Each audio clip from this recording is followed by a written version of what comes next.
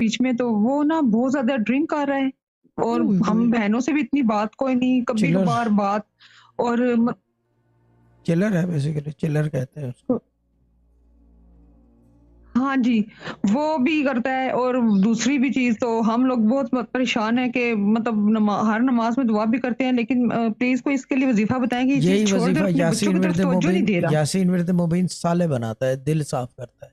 ये दिल है ना कुरान का, अगर दिल अच्छा। साफ हो जाए तो आदमी जी, गलत जी। काम से फिर बचता है, क्योंकि दिल चाहता है तो गलत काम करता है, सोच से नहीं करता। अगर सोच से आदमी करेगा तो कभी भी गलत काम नहीं करेगा। दिल चाहता है करने को इस तरह के औंधे जी, सीधे काम ना, ठीक है ना।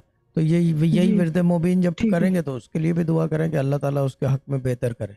मगर ये ना बोलें कि शराब छुड़ा दे, ये ठीक है। छुड़ा दे, ये सब नहीं। सिर्फ ये कि उसके हक में बेहतर करते हैं, वो सबसे बेहतरीन दुआ है। जी, ठीक ठीक है है। ना।